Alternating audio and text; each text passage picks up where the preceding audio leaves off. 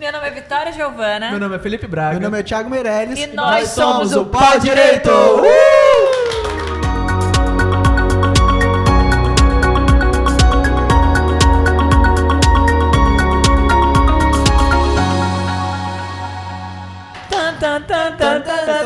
Demorei pra fazer isso daí, né? Mas é porque é uma mulher, então é especial. Pra mim é especial. Mais que especial. Hoje estamos aqui com a Flávia, promotora, fina, elegante e com o nome de solteira dela aqui, tá? Ela já instruiu a gente. Como que fala esse nome? Shimizu? Shimizu.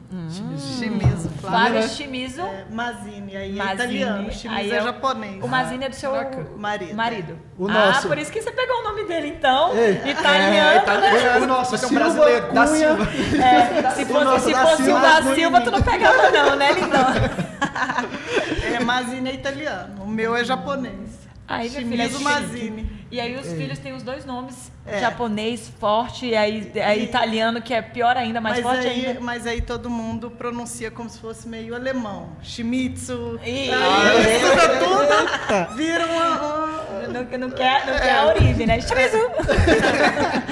Mas enfim, doutora, a gente sempre começa aqui falando um pouquinho da trajetória. Eu já tive o prazer de conhecê-la em outra oportunidade, fazendo uma palestra junto à Faculdade de São Lucas, para os alunos iniciantes do curso de Direito, e tive a honra de saber um pouquinho da história dela, que é incrível. Então, eu queria que você contasse um pouco da sua história, as coisas pontuais que você acharam muito importantes, e a sua virada de chave mesmo, do direito, por que direito, e principalmente até você chegar como promotora, né?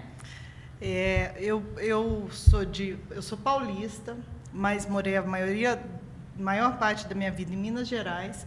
Fiz faculdade em Uberlândia, eu fiz a Federal de Uberlândia, e direito veio como uma coisa natural. Eu gostava de humanas e me parecia mais viável com relação a emprego, a empregabilidade. Então, o foco era dinheiro. Sempre foi, né? Sempre né? Vocação... Não, eu escutei você falando que sempre foi vocacionada, sempre teve vontade. Mas aí o dinheiro, ele vem principal, porque se eu fosse esse negócio de só vocação, minha filha, não dá. Sou vocacionada em artes. Porque o meu foi realmente focando em emprego, assim, minha família tinha bem claro que nós precisávamos trabalhar e cuidar da vida. Então, o foco o descendente japonês, né? Exato. Vamos trabalhar, meus filhos, e ganhar dinheiro, ó. Correr atrás, E aí veio o direito, e quando eu tinha 18, 19 anos fazendo faculdade, comecei a trabalhar como estagiária no Fórum de Uberlândia. Na época chamava escrevente, que hoje é um técnico judiciário. E com 19 anos fui contratada, 19, 20 anos, e comecei a trabalhar. Formei trabalhando, e depois que eu formei, ainda trabalhei um ano para me organizar, porque eu já pensava em estudar para concurso. E aí eu precisava me organizar financeiramente e verificar como é que eu ia fazer. Resolvi advoguei um ano para ver se não era o que eu queria mesmo. Deixa eu ver essa área aqui. Porque como eu tinha vindo uma experiência de servidora pública, eu acho que eu precisava ver o outro lado antes de começar a estudar para concurso. Advoguei, tirei o AB, eu formei, tirei o AB na outra semana, fiz prova, passei, tirei o AB e advoguei um ano, aí resolvi estudar para concurso. Falei, olha, não gostou não da advocacia, foi? Não, fala que você começou a admirar ainda mais os advogados. Não, mas na verdade aí eu vi que a minha vocação, assim, eu tinha dificuldade de cobrar essa dificuldade empresarial, que talvez hoje seja mais fácil. As pessoas estão mais bem assistidas, assessoradas com essa questão empresarial que eu realmente não tinha afinidade. Eu gostava do direito, gostava de ser parte, mas não de ser empresária. Essa parte eu não gostava. Aí levava calote. E aí é difícil, me organizei. E fui para Brasília estudar para concurso. Aí eu já fui com meu marido, que nós formamos juntos, nós fizemos faculdade juntos, formamos juntos, começamos a namorar depois da faculdade, fomos amigos na faculdade, começamos a namorar depois da faculdade. E logo depois que formou? Logo depois que formei. No ano seguinte que eu formei. Então, eu formei em 2000, 2001 a gente começou a namorar, 2002 a gente foi morar junto em Brasília. Então, 20 anos esse ano. Aliás, 2022 fizemos 20 anos entre casamento e viver junto, porque nós não casamos logo. Fizemos concurso, começamos a fazer concurso, estudamos escola da magistratura lá, eu querendo ser juíza, ele querendo ser promotor.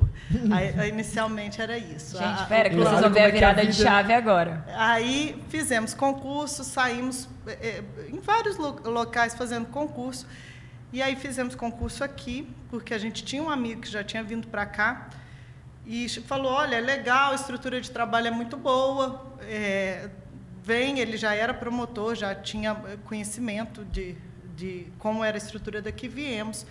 Eu lembro que viemos fazer a prova na Copa do Mundo, e eu fiz até a segunda fase no dia da final da Copa. Eu e meu marido fomos para o oral juntos, passamos para o oral para promotor. Eu não cheguei a fazer o concurso de juiz, a gente estava inscrito nos dois. Eu passei, ele não passou, viemos, tomei posse em abril de 2004, eu fiz 18 anos essa semana passada de MP, e ele veio comigo para estudar, porque estávamos inscritos para juiz. Eu nem prestei a prova e ele passou, tomou posse em setembro. Então, eu tomei posse... Gente, olha que loucura. Uma coisa que... Eu passei para o MP em abril e ele passou para a magistratura em setembro. Então, a gente passou no mesmo ano, agora ele completa 18 anos também, e viemos e daqui não saímos mais. Então, temos 18 anos de Rondônia. E, assim, esse estado me recebeu muitíssimo bem, eu sou muito feliz aqui. Aí, depois que casamos, faltou o dinheiro para casar antes, aí casamos, agora fizemos tem. a festa. E olha, vamos lá, de todas as profissões, a pior é de concurseiro, não é? É sofrida demais. É sofrida, é estressante, é sofrida, e você não tem... A profissão de concurseiro é aquela, né? Você senta para estudar e só para quando você passar. E até com relação ao nosso público, a gente tem um público até que relacionado a estudante, até que está começando a estudar. Qual dica você daria para uma pessoa que está estudando? Falar, gente, isso daqui fez uma diferença enorme, isso daqui ajudou bastante. Eu acho que mentalmente muito mais do que... É importante ter uma base, óbvio, é importante você se debruçar ali numa base boa, mas o mental é muito importante. Você tem que ter resistência. É uma prova de resistência. Não é um sprint. Você não dá um sprint. Você vai acumulando conhecimento, acumulando experiência em concurso. Então, esses dias um colega meu me perguntou, porque ele tem esse foco de ajudar, de ter essa questão para concurso. Ele tem até Instagram, e ele perguntou se eu sabia quantas provas eu tinha sido reprovada. Eu não sei, mas é muito mais do que... assim, óbvio que chega um momento que você começa a passar em concurso. Então, quando você começa a passar, isso é um caminho natural, você vai passar. Eu passei para defensor, eu passei para outros concursos de analista no Distrito Federal, passei para mais de uma defensoria que eu também prestava. Quando começa a passar, você começa a passar em tudo realmente? Realmente. Realmente. É isso. É louco isso. É porque você está pronto. É porque você já está pronto, né? Você está pronto. E você sentia que a resistência. Hora? A gente tem diferenças de prova. Agora eu vejo que o CESP até mudou de nome, eu esqueci o nome do... Sebrasp, eu acho. Sebrasp, mas já era uma prova forte naquela época e você se acostuma a fazer provas. Então, você já sabe das empresas que dão provas, você se acostuma a fazer prova. Eu, por exemplo, me adaptei a fazer prova do CESP. Na época, eu já tinha uma condição de entender o que eles queriam na época. Eu acho que até hoje eu vejo, às vezes, prova de concurso.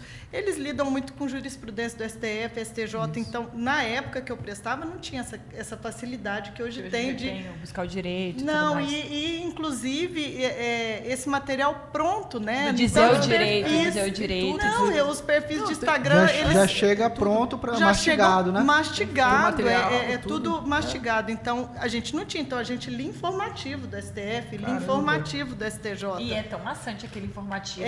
Onde eu costumo ler, às vezes, eu dizer o direito, que é incrível, porque é Márcio o nome do professor. Ele faz um trabalho incrível que ele pega e ele fala sobre a jurisprudência, traduz e depois ele pega e explica. E ele explica com exemplos práticos. Então você fica, meu Deus, que incrível. Eu não precisei ler uma emenda e o inteiro teor de 50 laudas. Horrível. É horrível. Então, assim, Isso, para mim, é uma resistência, é o mental. Porque estudar, você vai ter que estudar. Todo mundo vai ter que passar por isso. O que eu acho que é errado as pessoas tentarem cortar caminho, achar que tem uma fórmula mágica, é que nem dieta. É emagrecer, você não, ou fazer exercício. Não existe fórmula mágica, senão estava todo mundo numa boa, magro, no shape. Um dia após o outro. E vai... todo dia você vai construindo. Mas isso é a parte que dá para todo mundo consegue fazer. Agora, o mental é você ter resistência. Você tem que resistir para chegar até conseguir. Você tem que ter persistência. Você estuda até passar, não é para passar. Doutora, e eu acho que hoje em dia tem tantas doenças mentais aí, como depressão, como ansiedade, pânico, essas coisas. Então, o que acontece? Você tem que cuidar do seu mental, literalmente, procurar um psicólogo, buscar o autoconhecimento, buscar entender o que está acontecendo, porque assim, se você tem a escolha de fazer concurso público, não acho que vai ser do dia para a noite. É um desafio. É uma carreira solitária, eu conheço, né? é uma vida solitária. Mas e tem uma outra coisa, e assim, nós temos aqui, eu com vocês, temos uma diferença geracional. A diferença geracional ela é importante também, porque nós temos uma geração mais frágil, mais protegida emocionalmente. Com certeza. Então, uma geração mais nova que vem das coisas mais imediatas. Então, aguentar o processo é mais difícil. Sim. Eu vejo isso, às vezes, até eu tenho filhos de 15, 10 anos, é mais difícil para eles entenderem que as coisas às vezes demoram, que o processo é demorado, porque eles já nasceram na geração que tem que fazer aquilo ali todo dia. Ele não quero agora. Exatamente. Essa resistência e essa força mental é uma questão também que nas gerações foi se perdendo, até pela própria facilidade, pela própria conjuntura. Então, essa questão de entender a sua emoção, entender que você vai precisar resistir, é desconfortável, que você vai passar um tempo desconfortável, e certas carreiras, elas exigem muito emocionalmente da gente. Então, o que é do concurso, você pensa, eu passei a fase mais difícil da minha vida? Não, eu nem sabia o que era a fase mais difícil da minha vida. E eu acho que a complexidade, ela vai de acordo com a responsabilidade que você tem. Então, naquela época, a sua responsabilidade era estudar para passar no concurso. Isso. Beleza. Aquilo, às vezes, aconteceu alguma coisa, era o fim do mundo para você. Isso. E uma hoje, reprovação. Hoje, a complexidade é outra. Porque Isso. hoje você atua, você é promotora. Então, promotora de justiça, como promotora de justiça, qual que é a sua responsabilidade hoje? É cuidar da parte da violência doméstica, né? Agora sim. Violência doméstica, agora eleitoral, um tapa tudo, né? Mas, enfim, o que acontece? Então, você tem ali aquela responsabilidade e não deixar aquilo, às vezes, afetar até a sua vida pessoal. Porque o que acontece? Você demanda muito tempo naquilo. E você quer resolver aquilo. Você quer fazer com que aquilo funcione. E a gente sabe que não é só a gente, não é só o promotor de justiça. Tem várias partes ali envolvidas. Então, não depende só... E a vida das pessoas, né? Está muito envolvida. Violência doméstica ainda é uma coisa que... E puxando o gancho, Vitória, delicado é. Vamos falar nosso próximo convidado vai falar sobre inteligência emocional na advocacia. É um tema super bacana. Vai sair o episódio da doutora e depois... Na quarta-feira que vem vai sair do outro. Altair. E é justamente sobre essa situação do emocional na profissão. Como é importante. Demais.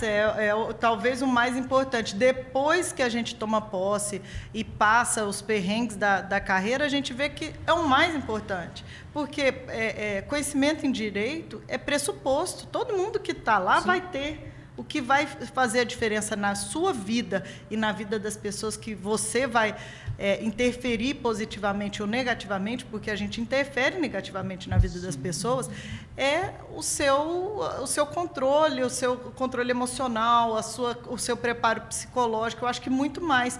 A maturidade também te dá uma tranquilidade de atuar. Então, faz muita diferença. Quando eu passei com 25 anos, eu passei com 25 anos, eu tomei posse, fui para Alta Floresta e eu fiz júri na primeira semana de aprovação. Então, aqui eu ouvi o convidado dizendo sobre o júri, e o júri é isso, você decora todas as linhas, você decora até a respiração, você entra naquele estado de júri que a gente chama de uma tal forma. Alta Floresta eu fazia algumas pautas de 18 júris direto. Mas, então assim, pesado. E, doutora, eu acho que você também tem que entender onde você está inserida, porque você era paulista. Era não, mas né? Que eu morreu. sou paulista. É paulista. Viveu a vida praticamente a parte da adolescência ali em Uberlândia. Foi pra Brasília. Então, você participou de realidades e de cidades totalmente diferentes de Rondônia e totalmente diferente de Alta Floresta. Então, às vezes chegava ali, eram uns crimes muito esdrúxulos, né? Com certeza. E assim, eu sempre... Isso que agora eu estou especialista numa promotoria especializada de violência doméstica. Eu me lembro de um júri de Alta Floresta que eu fiz, que não tinha feminicídio na época, mas era um feminicídio. E eu não sei se vocês conhecem a Alta Floresta, ele é um município muito grande, que vai até ali a divisa da Bolívia. É um município grande, com muitos distritos, perto de parques, de áreas ambientalmente protegidas, lugares ermos. E tinha uma família, o senhor mexia até com arma, era armeiro, ele fazia arma, e tinha muito ciúme. E aí, a gente lendo aquele processo, eu lembro direitinho algumas coisas que esse réu fazia. Um senhor que matou a esposa, ele riscava o chinelo havaiana dela para ele saber aonde ela tinha andado no quintal. Eles moravam num lugar ermo. Eles moravam num sítio, não tinha nem vizinho. O vizinho mais perto era longe. Mas ele queria ver por onde ela andava. Meu Deus. Então, aonde ele riscava de meias de faca, de forma que aonde ela andasse na terra, ela deixava marca, o chinelo.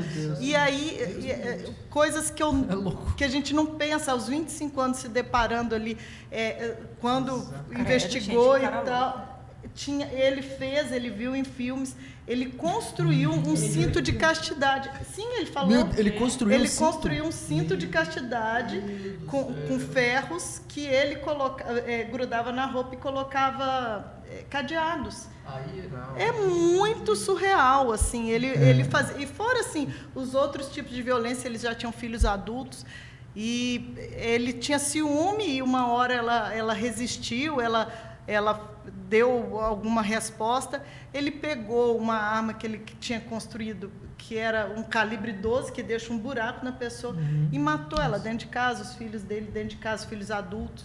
Então, muito tenso, um júri super tenso, aqueles filhos revoltados, mesmo adultos, revoltados. E foi condenado? Foi, né? Foi condenado e chorava muito, dizia que amava e tal. Mas, assim, o júri tem essas coisas, né? Ele te acaba emocionalmente, porque você fica ali 15 horas, 16 horas lidando com aquilo. Depois você chega... Chega em casa... Caramba, pesado. Vou fazer. Pesado, exatamente. Aí você tem que estudar para um outro júri, são outras outro histórias. Dia já é outra... Outras histórias, outra tristeza, outra... E é sempre o promotor sempre muito atacado, né? O promotor é o vilão, né? É o advogado do diabo. O promotor é o vilão e o promotor é muito atacado pessoalmente. Eu fui atacada uma vez e até hoje eu acho graça disso. Assim, no momento, óbvio que a gente fica tenso e tudo, mas ele ser atacado é do nosso métier. Promotor é atacado mesmo. Todo tempo você tem alguém satisfeito com você então e você vai apanhar. Então a sua saúde mental tá ok nesse quesito. Você vai ser atacada, você já sabe. Sim, então, beleza, aí você já entra com essa premissa. Não, mas todos os dias alguém está insatisfeito com você. É do meu trabalho. Eu não posso me revoltar com a pessoa. Eu entendo tanto o papel das partes que ficam resignadas, dos advogados, isso assim, eu entendo. É natural, a gente não pode levar como pessoal ou se abalar com isso. Mas no júri é diferente, porque é um corpo a corpo, né? Você está ali no corpo a corpo. Aí o advogado mala sem alça. Aí o advogado, eu estava grávida de 8 meses e meio do meu filho fazendo júri. E aí o advogado numa cidade pequena, ele vira... o caso estava muito ruim para ele vira e fala assim, porque essa promotora, ela está grávida de um juiz de direito. Essa criança vai nascer em berço de ouro e não como réu aqui, um pobre coitado. Aí eu, meu Deus do céu, não acredito que ele está falando isso.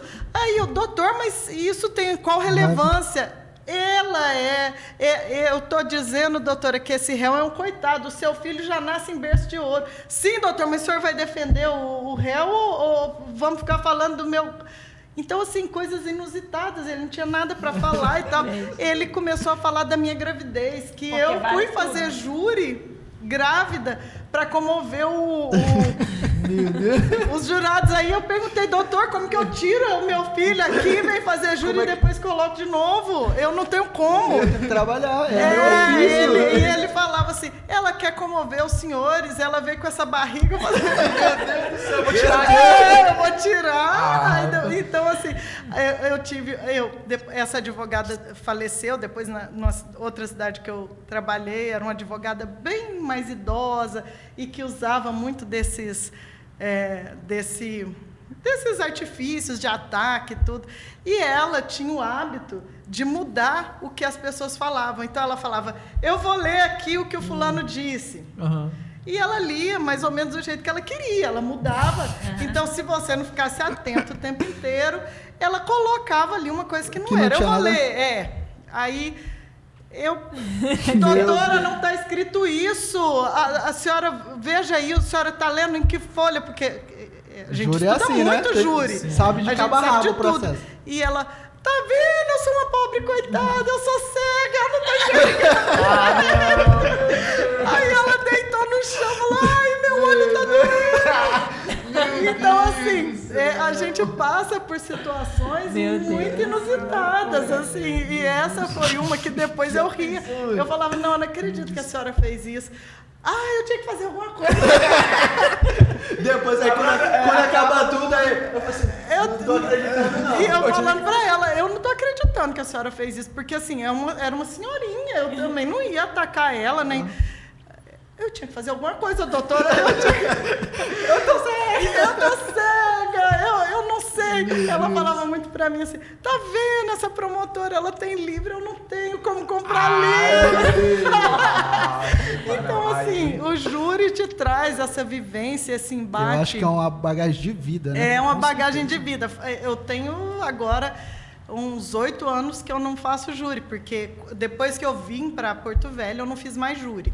O último lugar que eu trabalhei no júri foi Colorado. Antes de vir para cá, eu trabalhei em Colorado Oeste. Aí vim promovida e aqui eu trabalhei no urbanismo, na saúde e agora como titular da violência doméstica. Então, aqui eu não fiz júri, mas tem 8 anos que eu não faço júri, mas o júri é uma bagagem realmente que todo promotor tem que viver e tem que sentir o que é um estado de júri, que é esse estado de adrenalina, assim, é uma excitação mesmo, e você fica naquela alta frequência muito tempo, então é muito cansativo. É cansativo, mas deixa eu te perguntar, hoje, partindo mais do pressuposto que você está na parte... Não está na parte administrativa, você participa de audiências também, né, doutora? Todo dia, muito. Dia, né? Mas, assim, já é diferente, porque não um júri. Não, eu queria saber, o que você sente de diferença, assim, na sua profissão, quando você está fazendo uma audiência em júri, e se você vê sentido hoje em dia, ou se você prefere a parte do júri, ou se está tudo bem aqui? Eu não vejo o júri como... Eu acho que o júri é importante, é uma parte importante para a sociedade. É uma parte que... eu vejo hoje uma defesa ou algumas teses que falam que o júri é um desperdício, que não é técnico, mas eu acho que não ser técnico faz parte. Do júri. E faz parte... Faz parte. Eu acho que talvez tenha sido para a sociedade. Porque o que acontece? Você ali demonstra... Você vai com aquela coisa da justiça, né? Que as pessoas, elas buscam justiça todos os dias. Só que aí que tá. Você vai pegar 7 pessoas e o conceito de justiça dele, porque pode ser diferente da minha. Às vezes eu tive na minha família algum caso que você não teve na sua, e você vai olhar para outra forma. E uma coisa que você falou muito importante, que o promotor, o advogado que atua em júri tem que saber, é onde ele está inserido. Quando você está em Alta Floresta, a realidade é o problema é quando você está em Presidente Médici, os jurados são outros.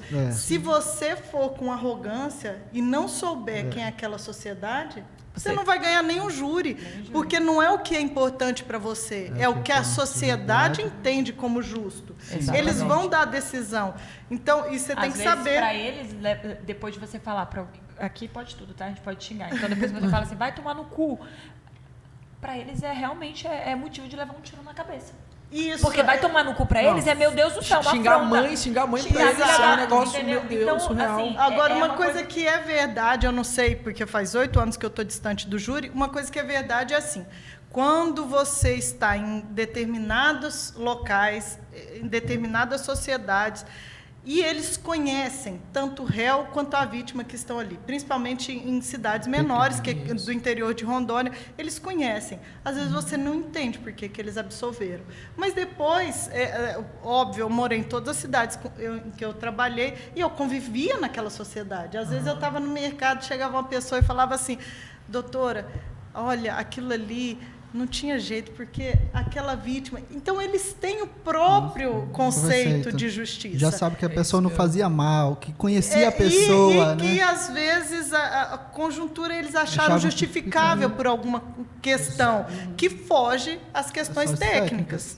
Então, eu acho que tem que ter muito essa sensibilidade. Hoje eu estou na violência doméstica e, apesar de ser um assunto muito técnico, a gente tem traz muitas questões que não são do direito. Sim. E entrando nessa seara aí, doutora Flávia, eu queria saber a sua opinião. Hoje em dia, com a violência doméstica, você vivenciando isso diariamente, já tem um tempo.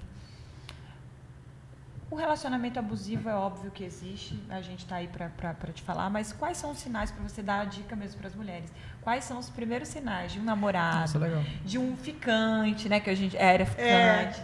Então, assim, que você sabe que é para você sair dali. Sai que você ainda tem tempo de você se proteger. Olha, eu vou começar só a contextualizar a questão da violência, o que é importante a gente entender. Hoje a gente vive um boom de violência doméstica. Eu não sei se é bem um boom ou se é o acesso das mulheres e o encorajamento que elas têm de denunciar. Eu não levo essa estatística do número de forma negativa, porque eu acho que existe uma questão positiva, que é o encorajamento dessas mulheres em procurar cada vez mais essa ajuda para romper. Também acho. Os relacionamentos abusivos sempre existiram. Sim. Eu confio muito que as próximas gerações vão estar muito mais maduras nesse sentido, como em meio ambiente, em outros temas que antigamente não eram tão assim, da pauta do nosso cotidiano. Hoje as crianças nascem sabendo que é necessário preservar o meio ambiente, que é necessário economizar água. Na minha época, que não pode jogar lixo em qualquer lugar. Na minha época não tinha isso. A geração de vocês já é outra e a geração depois de vocês já é outra. Então, eu acredito que em violência doméstica nós vamos progredir dessa forma. Ainda estamos longe do ideal, mas vamos progredir. Então, a violência doméstica ela é principalmente por uma construção cultural. Não é um caso comigo, ou com você, ou com ele. É uma construção cultural de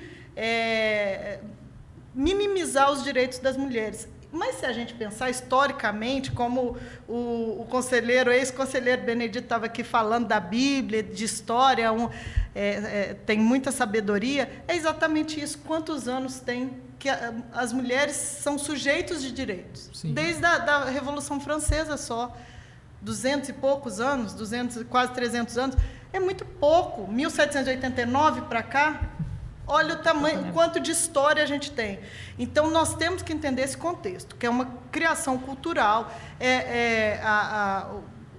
a questão cristã também interferiu muito, a questão da religião interferiu muito no papel social da mulher, a mulher ficar em casa. Até hoje tem isso, e ter essa questão da mulher em casa. A mulher ela tem uma capacidade reprodutiva que ela foi muito necessária até para os reinados. Quem gerava os filhos dos reis? As mulheres. Quem sabia quem eram os pais dos filhos da mulher? Porque quem sabe quem é o pai é a mulher, o homem não sabe, ele acha que é o pai. Agora não, agora tem DNA diferente, mas antigamente, quem sabia quem era pai era só a mulher. A mulher sabia quem era o pai daquela criança. Então, a gente vê, às vezes, em filme, lê história, não tinha aquela questão, você não pode sair sozinha, não pode beber, não pode rir alto, não pode isso. o ciúme excessivo. Então, todas essas questões, elas acendem um alerta. Sim.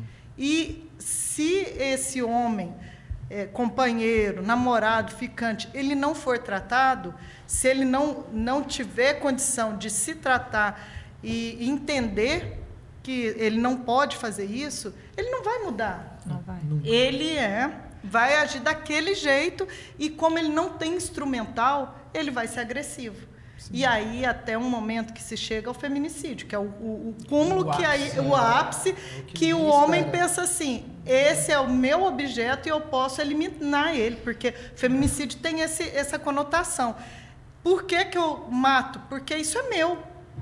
Então eu posso eliminar, eu faço o que eu quero. E hoje eu gostaria até de fazer um comentário, porque eu acho que é importante a gente mencionar isso, porque é um caso que está midiático, que é o do Johnny Depp com a esposa dele, a ex-esposa dele. Eu só não sei pronunciar o nome dela, então fica aí sem pronunciar. Amber, né? Amber. Isso. E aí o que acontece? Não é porque eu não lembrava mesmo o nome dela, mas é uma loirinha e eu estou acompanhando o julgamento deles. E o que acontece? Há um áudio que... Olha que loucura, ainda não foi julgado, óbvio, porque, na verdade, ele entrou contra ela por difamação, porque ela alega que ele foi violento, teve violência doméstica no caso, ele contra ela.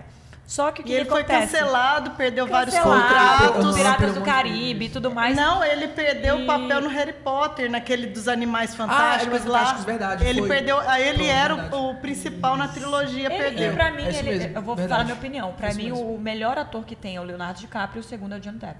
Na minha opinião. Pois é, e aí ele sofreu dele como ator. Só que depois eu comecei a ter uma falta... Eu não tinha admiração por ele. Eu falei, gente, que cara violento, e a gente cria esse negócio. E o que aconteceu? O desenrolar da história agora ele entrou contra ela por difamação. Tem áudios, tem provas e está quase praticamente claro que quem sofria violência doméstica era ele, gente. Ele sofria.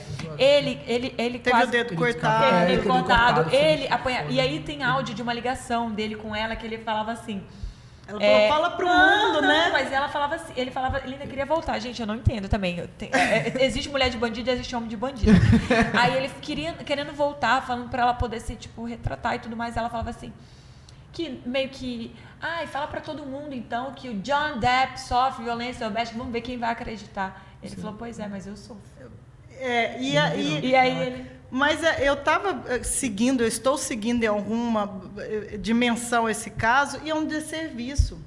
O que ela fez é esse tipo de denúncia, porque para quem denuncia, como usa a justiça e usa essa alegação como uma arma para prejudicar, ele atrapalha 1000 mulheres que sofrem essa violência. E uma dúvida, fala de muita mulher que caso, precisa disso. E o caso, e aqui em Porto Velho, nós vamos pegar a vivência real. Já teve um caso de você ver que a pessoa não teve violência doméstica, ela tá ali só querendo realmente prejudicar a vida do marido, do ex-marido? Mas às vezes, assim, e aí, às vezes, isso aparece no inquérito, e aí a gente consegue arquivar. Eu arquivei ontem, eu arquivei um inquérito que existia esse indício, então não estava provado uma violência. Sim. E tem casos que isso se mostra na instrução do processo. E tem casos, inclusive, que há investigação por denunciação caluniosa, por difamação, por calúnia. Porque hoje em dia é uma consequência muito grave você ser acusado de violência doméstica hoje, e nesse tempo de rede social, dependendo da profissão ou dependendo do cargo que ocupa, a pessoa fica completamente... prejudicada. Então, é uma coisa muito séria. E até isso a sociedade precisa amadurecer. Não, e é impressionante como que esse tipo de coisa, ela acaba com o ser humano. A gente acha que, às vezes, você caluniar alguém, difamar, injuriar, fazer qualquer coisa, a gente pensa assim, mas a pessoa tem que procurar a justiça. Mas, gente, o que é a justiça, às vezes? Porque a justiça, às vezes, é a pessoa realmente...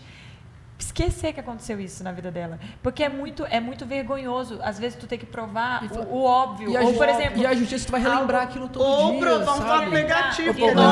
Gente, eu vou falar, nós que somos do direito e tudo mais, que vivenciamos o processo, cara, quantas vezes eu deixei de processar coisas assim, coisas de direito do consumidor, que eu até acho que é um desserviço eu falar isso, mas assim, Quantas vezes a gente tinha o caso, a gente falou, gente, isso é um mero aborrecimento. Mas que um cliente entrou lá, a gente, não, vamos entrar, vamos tentar. Sim, mas pra você mesmo. Mas pra mim, eu falei, gente, isso aqui é um mero aborrecimento, claro, eu não vou nem fazer isso com o pobre do juiz, o pobre do assessor, ler um processo desse, gente. Agora imagina pra nós que promotores ou juízes aí, que a gente deixa pra lá mesmo, que a gente não... Porque é tanto problema, né, assim, pra gente processar alguma coisa pessoalmente. Eu brincava, a gente tem essa questão de ser meio cidadão, porque a gente não tem capacidade política, né? Sim, a gente não pode ser filiado, a gente não pode externar. Não pode falar se é Lula ou Bolsonaro. E a pergunta Lula ou Bolsonaro? Não é. Não. A gente, inclusive, e aí eu fico, às vezes...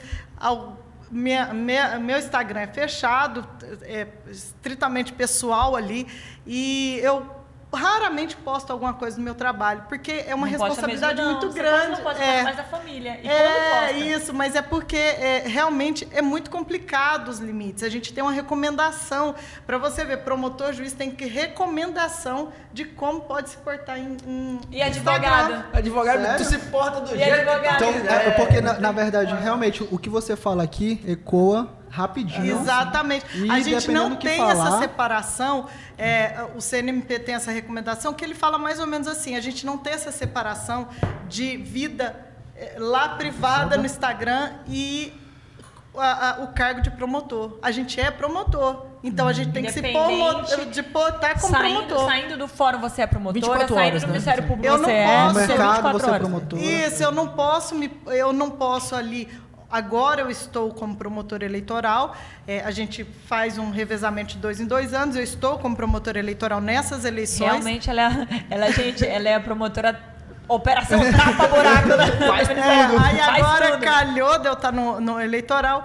É super complicado, porque às vezes eu já recebi mensagem no meu Instagram, o que acha disso? Aí eu falo, eu não posso achar, me desculpa. Então, assim, eu tenho cuidado até com o que eu curto. O meu cuidado é extremo em rede social. E até para aceitar o convite, a gente sempre verifica, assim, quando é juiz, quando é promotor, até as perguntas, porque a gente também tem que ficar um pouco engessado. Então, às vezes eu quero fazer uma pergunta, eu falo, não, mas eu acho que isso daí é entrar demais, e aí ela não tem como dar opinião. Às vezes é bem difícil. Então, a gente tem muitas limitações. É uma das coisas que, às vezes, quem está prestando concurso pensa no rendimento, só pensa no que ganha. A gente não pode ter outros negócios, a gente não pode ter outros empregos, a gente não pode ter outras rendas, a gente tem uma vida extremamente limitada e no sentido assim de outras atividades e também da conduta Da vida pessoal, da da vida opinião. pessoal, que acaba atingindo exatamente. a vida pessoal, né? Claro. Então, eu amo o que eu faço. Hoje eu acho que eu sou super vocacionada.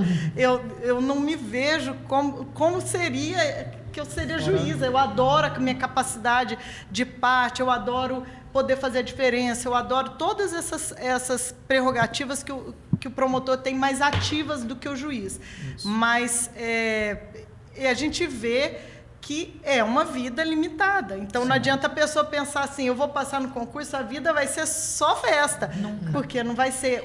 A emoção começa agora. E até Então esse segura, que agora vai começar. Agora que começa o negócio, né? Doutora Flávia, eu quero fazer uma pergunta agora pessoal. Eu sei que você não pode dar opinião das coisas, mas você pode dar opinião sobre isso daqui. Quando você vai fazer uma reforma na sua casa? Qualquer coisa do tipo. Você tem a sua preferência. E onde que você vai? Atende tudo material. Pega o mulher. Então, tu não fez isso com a convidada, não. Pode tirar, doutora. Ela fez o cabelo. Toda bonita. Mas, ó, tem de tudo material de construção pra sua solução. Tem de tudo, material de construção. Agora começando a época de chuva. Não, terminando a época de chuva, vai começar a fumaceira. Então, gente, presta atenção. Você pode ir lá na Tem de Tudo Material de Construção fazer a sua área de lazer na sua casa. Tem piscina. Tem piscina agora. Tem piscina. Areia. Areia. Pablito arrasou. Vocês estão só construindo, hein? A gente tá querendo aumentar o escritório. Não, Mas eu a vou faculdade que é outro nível. A postagem falou que foi lá. Mas a advogada é outro nível, ela só tá pensando em construir, Não reformar. é assim não. Não é assim não.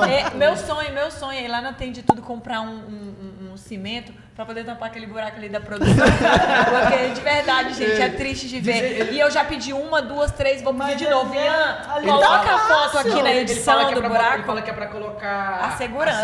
Mentira, isso colocar daí é o olho dele, porque aí. ele não tem coragem de comprar um olho daquele mágico. Olha o tamanho do olho mágico dele. Mas calma, a gente vai resolver. Eu vou falar com o Pablo. Vamos falar com o Pablo. Vamos falar com o Pablo. Vai resolver. Põe a foto aqui, tá, Ian? Enfim. Primeiro eu gostaria Pode de... deixar que eu vou colocar Vai colocar. Pode, mas pra botar mesmo ali, ó, do buraco, meu patrão ali. Ali é o olho mágico? Não, aquele do buraco ali. É o olho mágico O olho mágico dele ali, ó. Entra, aquele fenômeno entra por fora pra colocar o cadeado por dentro. Ah, é o cadeado. Não, a gente vai. Tem tranca. A gente tem tranca ali, não Vou precisa. mostrar como é. Mas pra sua solução tem de tudo materiais de construção. Seu problema vai ser resolvido. Gente, Beijo, olha, eu gostaria de agradecer a doutora Flávia. Doutora Flávia, muito obrigada pela sua presença. Foi muito gostoso. obrigado. É sempre bom quando a gente recebe convidado que o assunto flui, né? Rapidão, passou. Faz de 40 minutos. A gente tá com 40 acho. minutos e parece que Então, curtam, comentem. Se você chegou até aqui, indique para um amigo concurseiro, amigo, aquela sua amiga que tá com aquele boy lixo. Fala pra ela que, violência Que tá doméstica. batendo, que não, tá- exatamente, tá- não, que tá com indícios agressão- ruins. Agora, a então, gente falando agressão sério mesmo. psicológica tem muito- Agressões é e tudo mais. muito comum, infelizmente. Faz isso, porque às vezes a gente não tem noção do que você pode estar causando ali futuramente, pode causar na sua vida E futuramente. nós estamos à disposição no Ministério Público, a ouvidoria. Agora o Ministério Público tem uma ouvidoria isso da é mulher. importante falar. Isso é Legal. legal. Então eu vou até depois deixar com você o número Isso da a gente vai ouvidoria botar da aqui. mulher. A gente vai colocar o número aqui ó. embaixo. Isso. Então, O número. isso, Legal. a gente tem ouvidoria, estamos à disposição ali para receber, acolher essas mulheres. Ótimo. Ia deixar o arroba da doutora Flávia, mas a doutora Flávia tem um Insta pessoal demais, né? então- Ela não vai aceitar vocês, então não vou deixar. Vou deixar o nome dela aí pra vocês admirá-la. Qualquer E coisa, futuramente- ouvidoria, MP. E futuramente, quem sabe, se ela quiser lecionar qualquer coisa. Na verdade, quando se aposentar, vai mandar todo mundo pra casa. Vida de Marajá, vai Eu não viajar, tô tendo curtir. tempo de mais nada, mas Mas enfim, aí Obrigada. depois E você pode agradecer- admirar. e agradecer Muito a obrigada. presença. de obrigada, verdade. obrigada. É isso. Já, Isso aí, tchau, obrigado, gente. tchau.